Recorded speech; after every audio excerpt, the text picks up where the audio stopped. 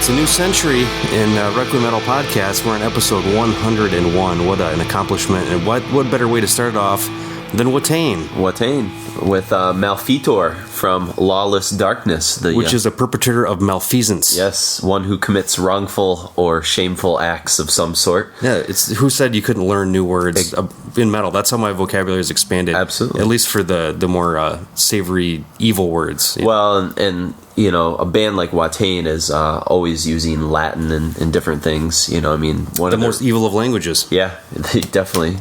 You know, I mean, think of all the Casus Luciferi, a large cache of evil. Well, Casus Luciferi means fall of Lucifer. Oh, does it? Yeah. So it's not like a cache of... No, a cache or something, yeah. No, but Malfeitor and Watain hail from Sweden, and it's quite appropriate, seeing as our first official music episode that we ever did, which was episode 2, was a Swedish band as well, Edge of Sanity. So that's right. We're starting the next century off in I don't think you would expect anything less from us going to Sweden, because exactly. It's our be go-to spot. Lots of times. But yeah, the name Watain comes from the San Francisco black metal band Von. Yeah. Which I've heard, but I have not heard in years. I think I dismissed them because they're kind of known for... Did they have Darth Vader on the cover of one of their records? I seem to remember that. That could be. Did Necropolis put that out? No, it was really like rinky-dink, like never even hear these labels. God, I gotta look up that cover. But their songs are known for like being like, you know, real. It's almost like punk, like it's one chord, blast beats, very like simplistic. And they had a song called Watain, I believe I didn't really look into it that far. I knew that's what I found out is what they came from Von. And supposedly the Von was like a huge... I mean, I think I discredited them when I was younger because they were from San Francisco, not from Norway or Sweden. Sure, yeah. But supposedly they're incredibly influential on the second wave of death metal or black metal scene. Yeah. Huh, cool. Interesting. Well, what you heard in that song, Watain, who, as we mentioned, hail from Sweden, and Mark will tell you a little bit more about the band members in a second, but the one thing that you'll hear in Watain that you heard in that song is kind of like all the major elements. The Bathory sort of biker mid-pace riffing is in there. The tremola, dissection, Naglfar, necrophobic, Dark Funeral, Marduk kind of picking stuff. I mean, a lot of like Marduk type percussion and stuff like that. And then you'll also hear like they kind of play around with the same riff, and they do it in Malfeitor, and you'll hear it in other songs that we're going to play tonight. And I kind of mentioned it reminded me of like a jazz type thing. It's like going back to your your coda, your theme. Yeah, exactly. You know, and it's constantly in there near the very end of that song, and it's just playing with that one note, but then like kind of doing different tempo changes and things with it, and shuffling emphasis it back and on forth. Different parts of it. Yeah, it's pretty neat. And so, you know, Watain, I think I wrote down. They're sort of like the ultimate band for what I would consider the balance of like chaos and melody. Yep. You know, they're like on the threshold of like constant chaos. Like at any time a song of theirs could just break into like pure like kind of unadulterated evil, but at the same time it's always almost towing like a line of like melody and like song craftsmanship or something. You know? Completely. I mean, everything's based on melody for being like this band that's. I guess their basis for existence is, you know, getting the word of the Dark Lord out there. Sure. They seem to not emphasize their music at all. It's just the message. Yeah. But there's so much melody, and without that, I mean, their songs would be nothing. They'd be fast, but it's. I mean, there's all these riffs that sound like other bands, but they're not. I mean, it's kind of like a Pig Destroyer, like all these like perfect riffs that sound familiar, but they're really not.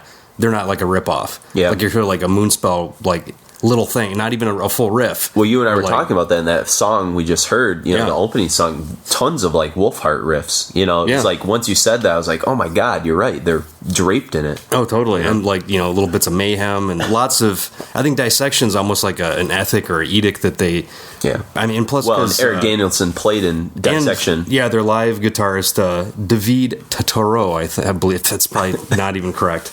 He's got a stage name as well, but he was here's a live guitarist, but he was also in the rebirth of Dissection, the 2004 era.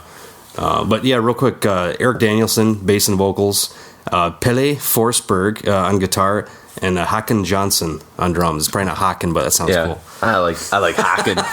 Haken's got a feel to it. But yeah, and they're one of the weird things about Watain is it kind of reminds us of one of the quotes that you said when we did the Disrupt show, is that Watain is almost like they're playing riffs that sound so familiar to you, yet no one wrote them but them. They're not ripping. I mean, you kind of mentioned that they're not really ripping anybody off, and I think Pig Destroyer is a good place to sort of put it. Pig Destroyer writes all these riffs that seem so memorable. And they sound familiar, yeah, but you can't find. They're not. I mean, because I don't know if it was those bands, but there's been bands where, while preparing for the podcast, we'll sit down like, what's that riff, and go through like 15 CDs. Like, man, it's close, but it's not that. Yeah, and Watain is the sort of personification of that. And, because they're such a strong.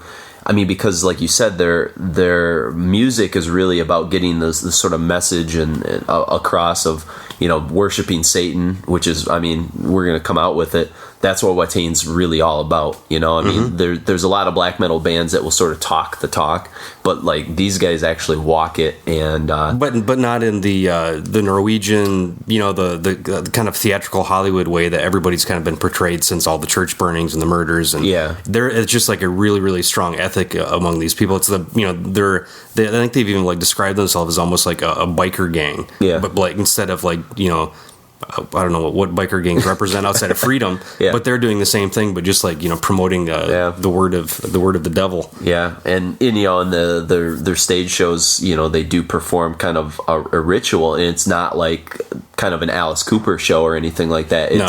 It's all kind of like deadly serious stuff. I mean, the incense and some of that stuff. I mean, I like the atmosphere, but anybody that is honestly that devoted. It freaks me out as much as like a evangelical Christian. Yeah. It's laughable to me. Yeah. That somebody. I mean, I can see if like the whole if you've seen like the Grind Crusher video that came out years ago where David Vincent's talking about humanism. Yeah. And that makes sense. Like you go down the tray or the lunch line, and you take a little bit of this, a little bit of this, sure, and all that. But when they get dead serious, I'm all about theatrical elements in music. But when that kind of like trumps the actual music, I guess I don't understand it. And luckily, and I'm the same way, like, when we saw them live at Metal Fest, I mean, I think there was a tension because you didn't really know how far they were going to go with some of the ritual stuff. And I guess that... Or even seeing them, like, walking around, you didn't know if they're going to be total nut jobs, like antisocial weirdos, but they're all real personable, nice guys. And I liked that in a way because it added a sense of danger and unpredictability to a genre of music that seems, to almost kind of played out. Yeah, to be very predictable. And so... You find that within what the some of the songwriting that they're doing, the seriousness of it, and I don't know. I mean, I think sometimes when I hear like a blood curdling scream on Watain's records, I think of it differently than when I hear it on like a Demu record or something else because that's two different levels. They're coming from totally different ways. Yeah, because Demu is like bombastic and very showy and not. It's there's nothing behind it. Yeah. Basically. I mean, I picture, like, when I hear those screams, I picture, like, all the stories that you read about in Decibel and things like that of, like, like, burying their clothes so that they smell like death and, like, never washing the blood out of, just the corpse smell that they walk around and stench, like all that they've gotten sick from it many times. Yeah, impetigo and stuff. And that's stuff that, Dead from Mayhem did years ago. Just would bury his clothes or carry on, like, dead animals to get the scent of death. Yeah. And I can see that for publicity machine kind of thing, but I think it's cool to have a band that has that kind of like notoriety for the theatrical, but yet their music is so good you can put it up against anybody else. And that's what I was just gonna say. Is bottom line, you can talk all you want about the craziness and the wacko-ness of what Watain does, but when it comes down to it, you take a song like Malfeitor. And that song can go toe-to-toe with any black metal song in the last 10 years. I mean, totally, yeah. Outside of, like, some of the newer Marduk stuff and maybe Deathspell Omega and some of the Funeral Mist stuff, there really hasn't been anything that, like, extraordinarily new about black metal. There's been sort of a retro movement with, like, R Noir and Dark Throne and, stuff but even like that's going, like, even predating the last, like, the second wave of black metal, because you can only get so grim, so... slow, so primordial or whatever before you just lose it. Like, I really don't want to listen to a blast beat and one note for 45 minutes on an album. Like, there's no reason why you can't have all this like musicality into it. And it's about time that, I mean, the shift's kind of starting to roll over, and then stuff with like, you know, new Dark Thrones and Art Noir, to where it has more of a punk and kind of aesthetic to it. Yeah. Where it's like, it doesn't matter that we have to, you know, confine ourselves to this rigid like ideal of what the music has to be. And that's the weirdest part about Watain is Watain almost what the beauty of them is they operate by no rules. There's no pretenses with them.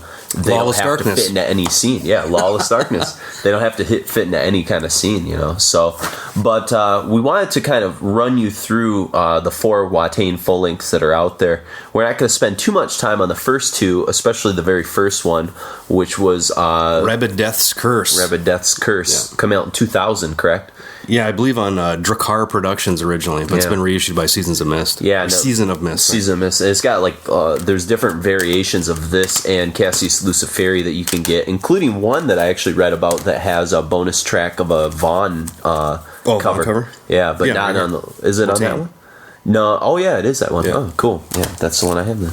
Go to seasonofmist.com and get all the stuff. Yeah, and Season of Mist is actually going to, they're one of the sponsors of the contest that we have. The Century of Metal, the 100th episode contest. Yeah, the 100th episode contest that should be still running on the website as this show is kind of going up. So do check that out. I'm guessing it'll probably go through probably the first or second week of October. Yeah, because we want to make sure enough people participate. And but there's tons of stuff as far as decibels, Mist, stuff, earache, relapse. You're gonna have a good chance of winning something. Yeah, so please do go to requiempodcast.com and check that stuff out. But this record, again, you've got the melody, the chaos, all the elements that we kind of heard in Malfeitor, but it's a lot rawer.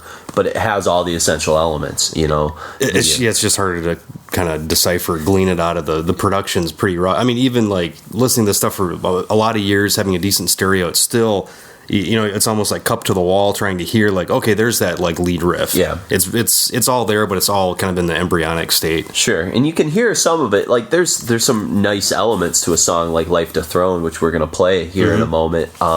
But as soon as that song transitions to Devil's Blood from Casus Luciferi, which was put out in 2003, you can hear this just giant leap forward. And there's a lot of people who look at Casus Luciferi the same way that people look at Salvation from Funeral Mist as kind of like one of these. I can see that. I mean, all in the new everything's new there. Thing of black it was like the precursor to Sworn to the Dark, and all the elements were there, but just not. It didn't gel quite as much as Sworn did. Yeah, and a lot of people think. I think some of the true black, they think Sworn to the Dark's a little too produced, but I don't. It's all done at like Necromorbid Studios or whatever. I think all the records have. Get over it. The guys know how to play music. Yeah. You're just gonna have to deal with that. But well, a cool thing about if you have the pleasure of listening to Rabid Death's Curse all the way through, it's got a lot of later on Marduk-isms as far as like real kind of like prominent non-distorted bass, where it's not just like, but you can actually hear it and it kind of fills the sound out.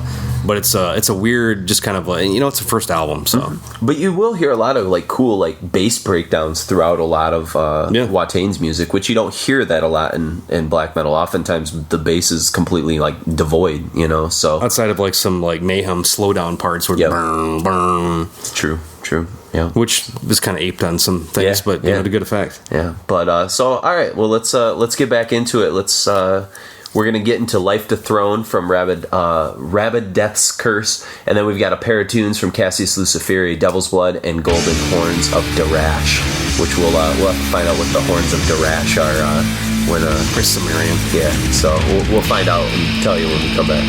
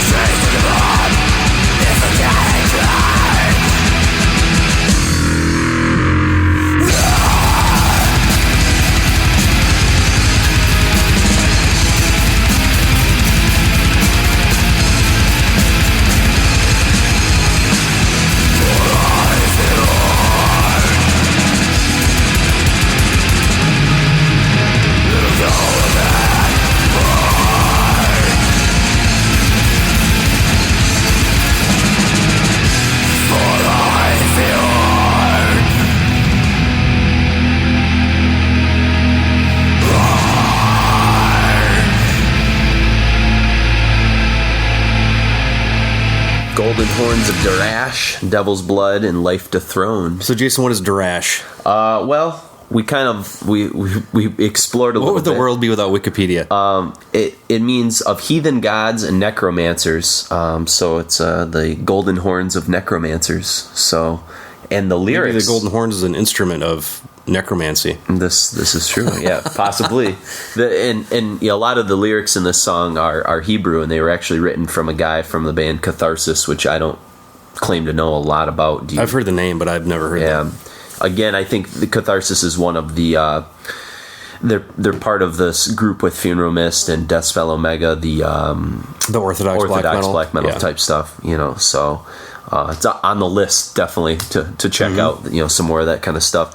But as well as Vaughn. Yeah, Vaughn has Vaughn. We got 2009. They came out with almost like a whole entire discography. Oh man, it could be like Art Noir, where we it kind of ignored the stuff for years, and then all of a sudden discover a diamond in the rough. Yep. But what you heard in Golden Horns is some great breakdowns. There's a lot of mayhem isms, I guess, but more on an epic scale. It's like De Mysterious, but like you take some of the riffing patterns and some of the tone, the guitar tone, but you take a little bit of the coldness out of it, and you warm it up with some of the sort of Swedish tremolo riffs, and I think guitar tone is it's pretty close to De Mysterious. I think for sure. There's a weird like desperation that I hear like in a lot of the vocals that Eric does. I mean, it's similar to what Mortus does. It's almost like out of breathness. Yeah, he doesn't necessarily have the power. Yeah, I think, although it could not be recorded. Although one of the things I was going to mention on Malfeitor that on Lawless Darkness in general is that he's starting to drift more like Mortus's vocal style. Except not as much of the variation of not as like as eccentric, but he's drifting away from the style that he used on Sworn to the Dark and getting more into the that. It's probably something that after playing live, like what can you pull off live? I was going to say, you don't do the I'm totally spaced on his name now. Dude from Def Leppard. Oh, Joel Elliott? Yeah, the Joel Elliott thing where he can't sing anymore. Oh yeah, he sucks now. So as does Dave Mustaine. Yeah. Well. Yes, in between episode 100 and 101, Mark and I had the opportunity to see the Megadeth Slayer Testament show, and it was pretty fantastic, except Dave was having some trouble hitting some high notes, so I don't know, maybe he was having a bad day or had a cold or something, but whatever. And then Devil's Blood, again, Mark mentioned the bass, you hear it's very dirgy, you hear the bass is very prominent in a lot of Devil's Blood. I don't know. I mean, it's like you hear the Storm of the Lights band, the Somber Lane stuff, but like it's more sinister. It's more precise. I don't know. It's a crazy record, and it's a crazy sound to try and like capture. I mean, like we've talked about it. With the Pig Destroyer thing. Yeah. I mean, I want to say they sound like somebody else, but they just sound like Watain at this point, Yeah, I mean, the closest comparison definitely, I think, is, it will always go back to the whole Dissection thing, and they had close ties with them, but I almost see that just as like a different, because when Dissection came out, it was more like this weird blackened thrash, not even necessarily calling it black metal. And it just seems like yet another kind of like divergent path to take on this whole genre. And I mentioned before when Mark and I were talking prior to the show, I mean, I hear, and he agreed as well, a lot of necrophobic stuff, especially the Dark Side record, and even a band that I have this record and barely ever pull it out, Sacramentum, which was again part of that kind of Swedish Black Death stuff back in the day. Unanimated, I mean, they're in this mix somewhere. So I see a lot of, unanimatedness as far as the approach to songwriting, for sure, where like there's no problem to have like a really beautiful, long drawn out, kind of like swell of notes that Unanimated did all the time. A lot of these really kind of epic songs. Yeah, and then they had no problem dropping into like a total Bathory, like kind of like biker rock kind of breakdown type thing, and then they could go into like the total like tremola Swedish Marduk. I can hear a lot of Unanimated now that I think about it, especially like the new record, just the kind of song structures that kind of borrow a lot of Watain. Well, they all comes from the same pool. But now, did you hear Casus Luciferi after Sworn to the Dark? Because that's what happened for me. Yeah. So I didn't actually encounter. They weren't even on my radar at this point because I wasn't really checking out Drakkar Productions or a lot of these underground black metal labels. I was pretty skeptical of black metal at this point. 2003. Actually, this is like I think around, what was it, 2000. We were doing a lot of stuff like Funeral Mist. And I think the first one I actually started, like, this whole unorthodox thing. Was Deathspell. Orthodox Omega, right? Was Deathspell. Yeah. And you turned me on to them. It was like the Canos EP, I think, like the second thing they did. Yeah. So I was like, finally. Just when you think a genre is going to be dead and buried, new life springs forth. Oh, yeah. Just like, with grind, I mean, you kind of where could grind go? And then, here comes like bands like Pig Destroyer, or something to kind of carry the torch into the future or whatever. So. Yeah. But next, we have the record that I think most Put them on the map to most people. Yeah, this was a big one, and I remember hearing about it in Decibel actually, and then it was the runner-up to Album of the Year in Decibel back in 2007, and Sworn to the Dark. I mean, I ran a lot of miles on the treadmill of this record for sure. This was one of my running all-star records. So, I mean, what were your thoughts the first time you encountered this? I was pretty stoked. I had a buddy of ours, Chris, gave me a copy, I think a promo copy of this before. It might have been before the thing was released. I don't even remember at this point. But I had never heard of them, nothing on the radar at all. He's like, you got to check this out. This is unbelievable. Next level of dissection or whatever, how he described it. And immediately I was just like, wow. Because it doesn't sound like it comes from a specific time either. Mm-hmm. You could throw on Sworn and it could have come from 1993 or could be, could have come out in 2007. I mean, Storm of the Antichrist, which we'll hear in this next set. I mean, the end of it sounds like 1989, 1990 thrash. The way it's structured and stuff like that, and the way the guitar solos and leads and stuff is just all. I mean, it's almost triumphant. Yeah, it's weird. Well, and then Stellarvore, which we'll talk about when we come back. But I mean, that's got to be one of the most triumphant, epic black metal songs ever. I mean, it's up there. I can't think of too many that structurally take the approach to doing something like this. Yeah. I mean, it's almost like the Brave Murder Day Catatonia approach. It's just totally offbeat and off-putting. Oh, totally. But we could have played probably 6 songs off Sworn to the Dark, but we had to kind of scale it down to 3 that I think represent 3 kind of just different ways of looking at it. Their unique approach to black metal. I mean, I really think this is kind of like one of the tour de forces of the black metal genre. And even Chris and Decibel kind of put it in the top 5 greatest Swedish black metal records ever made.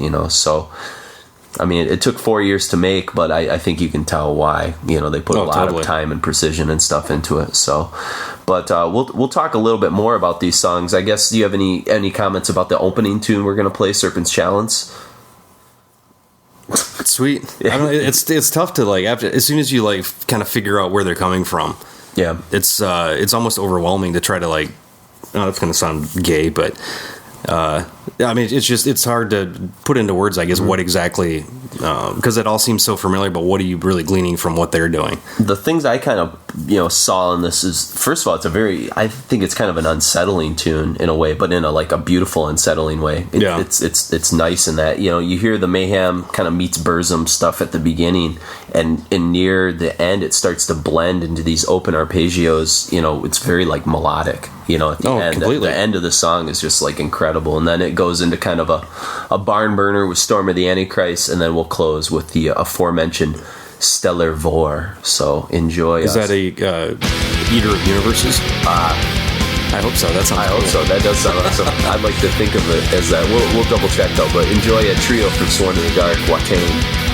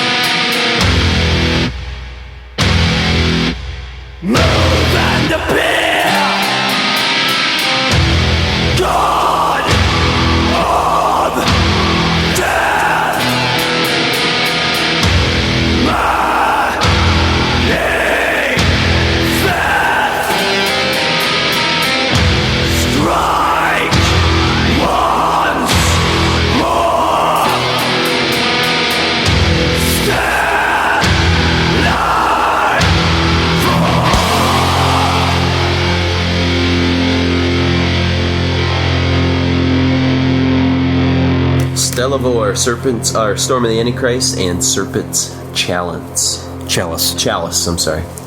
For some reason, I wanted to put an N in there. Chalice. Stellarvore, we looked it up. We don't know what it is. No. It's, but I like Eater of the Universe. Yeah, Devour of Universe. It sounds, it's very H.P. Lovecraftian. Yeah, for sure.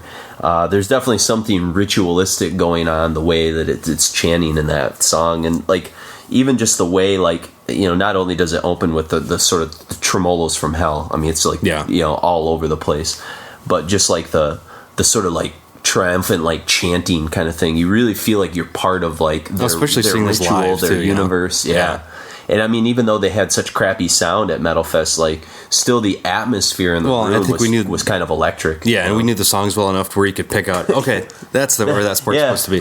Through the like hissing sound, you can hear the melodicism. I think somebody like either blew out an amp, or there's this constant like a patch cord was bad or something. It was weird. And normally that would be like a good thing in a black metal, but these guys actually want to hear, Yeah, for sure. But one thing about Storm of the Antichrist, the song we heard prior to this, because we didn't really talk about it, but it's definitely more mid-paced, but like the drums actually have like a weird swing to them. It's almost, I don't want to say jazzy, because you already used that term, and I don't want to get into like Spinal Tap territory by like saying jazz too much. But Marduk kind of did some of the same things sometimes, in their music with the sort of swinging drums and stuff, and then that thrash as fuck ending is awesome. So it kind of gets unhinged at the end, which is awesome. I just remember running on the treadmill of that song all the time. But we're gonna close things out with the aforementioned new record, Lawless Darkness, which just came out this last summer, beginning of June, summer. July, something like that. Right after we saw him at Metal Fest, it officially was released. I think we had it prior to, because I remember mowing the lawn to it, or something like that. I think. Yeah, we got it. Yeah, we were service. So. Yep.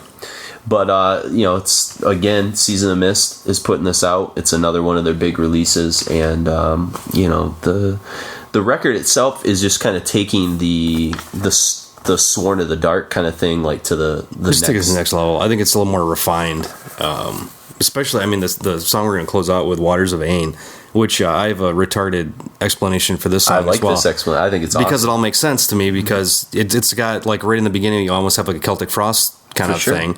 And, Martin Ain, Waters of Watain, which this is totally wrong, but, it almost seems like it's some kind of like tribute to what Celtic Frost was right before Martin Ain left, because Watain toured with them. And Creator off of the... Was Martin Ain on Hellhammer too? He came in later on. Okay. But so it's their dedication to Martin Ain and the great things that he brought to the extreme metal world. Well, and you get near kind of the 2/3 point, it kind of drops down, and you get these sort of eerie vocals from Carl McCoy from Fields of Niflheim. Carl McCoy, and so I just want to say cool. Hank McCoy, the Beast from X McCoy. And so that's kind of cool, because I mean, Field of Niflheim is like very much a influence on a lot of these sort of black metal bands, and even some of the gothic metal bands, or Tiamat and all that. They get kind of lumped in the whole goth scene, I guess, but they had harsher vocals, and I mean, they were like proto death metal vocals, really, for a lot of the stuff. I mean, it was a weird mix of, it was like a more edgy Sisters of Mercy or something, more atmospheric. But this song is I mean, it's 14 minutes long. It's probably the best song they ever wrote. Yeah, I mean, they kind of state that. It's pretty epic, and the solo at the end is pretty amazing stuff. I kind of said it reminded me of like some of the 80s shred type stuff. I mean, almost, but with more heart. Yeah, like Lynch, Satriani, Steve Vai, something weird like that, and it just kind of flows really well. I mean, I guess Isan does this, in the later Emperor stuff, where you actually hear like some. Except he's got some diarrhea of the hands, I think. Yeah, sometimes. I think Forsberg, every note is there for a reason. I don't think there's any like extraneous notes. Yeah. Everything's there kind of to build, the vibe they're going for. I guess it's more the tone of the guitars. It's not so much that he's like overplaying anything. It's not Dream Theater or something like that. It's just it just has like a warm, like a tone that's very late 80s to me or something. Oh yeah. Well, something Skolniak could like have pulled out in a way if he was in a black metal band or something. But it's a great way to play to sort of end the show, because you're going to hear so many different elements of what. Predictably what Watain could be in the future. They could go this more, death metal, Celtic Frost route, and I don't think anybody would have any problem with that, because I don't think there's any expectations on Watain. They can almost do no. I mean, the only thing they have going is that, I guess the only rules they have is that we have to further the word of the Dark Lord. The Dark Lord. Absolutely. So I mean, hell, they could be doing techno as long as it gets the message across, but I don't see that happening. And we were going to play Reaping Death as well. We just didn't have time for it, but that was the single that was put out ahead of time, which we actually found out went gold in Sweden. I have one of those, the Picture 7-inch. Yeah, that's pretty awesome. So, but in particular in this song, this is the song that jumped out to me, where I really started to hear a change and a variation in his vocals. a little bit, the Mortis kind of stuff. So, and I don't know if that was because it's just a different type of song that they're putting together and there's a little more something different. But there's a little more breathing room in it where his vocals pop through, because usually they're kind of even with the guitar. They're not they're really high. Like, yeah, it's just like another instrument. It's not it's not any kind of some bands where they'll have the vocals up so loud that you can't hear anything else. Mm-hmm. Yeah. So, well, this is it for Watain, but definitely let us know what you thought. We've really appreciated a lot of the feedback we have been getting on iTunes and at the website, requiempodcast.com. Check us out on Facebook, Mark and Jason on Facebook. Leave comments there. We actually do read, some of the stuff. We've had a couple requests for an Exodus show, and so we're doing our best to try and do some. We research. read everything. We don't necessarily always have time to get back, but it's much appreciated. Sure, and definitely check out the website for the contests that are going on right now. Lots and lots of stuff that we want you guys to win.